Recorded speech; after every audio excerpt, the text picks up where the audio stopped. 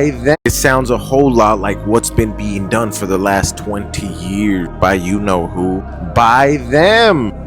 If you want propaganda to be effective, you don't have to convince people that what you are saying is true.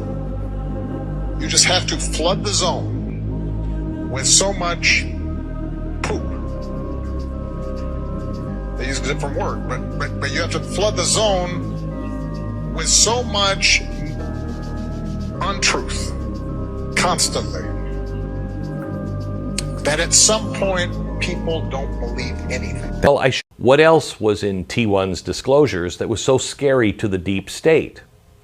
Well, I showed you earlier, as you've probably seen in other reporting, how the communications between the Open Society Foundation and the Open Society Foundation mentioned a Clinton approval plan to divert attention from the leaked emails to Trump and Russia. There it is.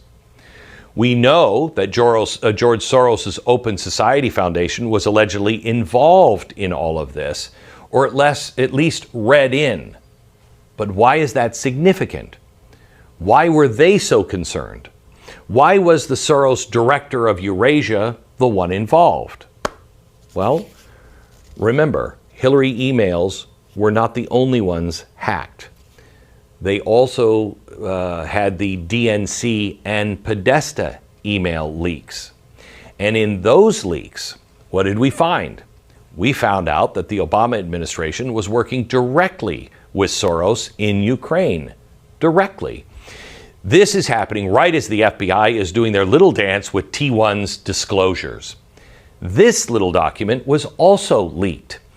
It was written by George Soros himself and describes him basically taking over Ukraine. All of this is happening while Joe Biden is Obama's point man in Ukraine. Also while Hunter Biden is making millions at Burisma.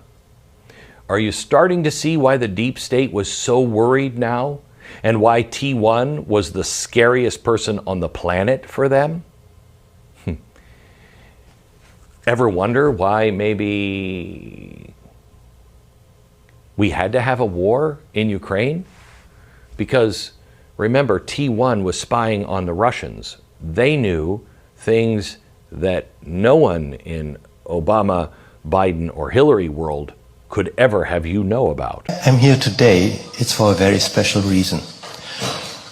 4 weeks ago, I don't know where you saw the video released by the WHO, where they proclaimed that it was their intent to introduce mRNA vaccines for all vaccinations on Earth, and then go from there to treatment of all other diseases, including cancer, etc. What people do not understand is that all mRNA vaccines are dangerous and are going to threaten life. It does not matter whether the vaccine encodes for the spike protein, for the measles protein, for rubella, for the flu. It does not matter at all. Why? Because the whole danger of the vaccine stems from the ability of the immune system to recognize non-self. This cannot be allowed to happen. Even if the WHO said so, don't. And remember, and this is the last thing I want to say, the WHO is a private club, like a private football club. A club that is being financed, has been financed at the top by what? Bill Gates. Bill Gates is now number 2. Who is the top financier? Germany. The German taxpayers are financing the WHO and enforcing mRNA vaccination. You can't do this. You can't let your children be vaccinated because they are changing mankind. All your personality is going to be changed. Your brain is being changed. And your heart is being weakened. Every injected mRNA vaccine is going to cause severe damage in our body and must be forbidden. Thank you.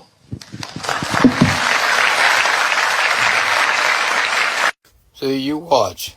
His words will come true, and everybody will go, oh my God, I couldn't believe it again. Yeah, right here what he's talking about is a real threat to humanity. Not anti-Semitism, not white supremacy, not anything else, but stuff like this. But you don't hear anybody in authority speaking out, passing laws to ban it, to make the research illegal, nothing. So that means all of them are in on it. Dr. Fauci, you've become Dr. Fear. Americans do not hate science. I don't hate science. The American people hate having their freedoms taken from them. You inspired and created fear through mass mandates, school closures, vaccine mandates that have destroyed the American people's trust in our public health institutions. This fear you created will continue to have ripple effects over generations to come. You said in an interview that you gave as part of an audiobook written by Michael Spector that you believed an institutional should make it hard for people to live their lives so they'd feel pressured to get vaccinated. Could we run the audio clip on that, please?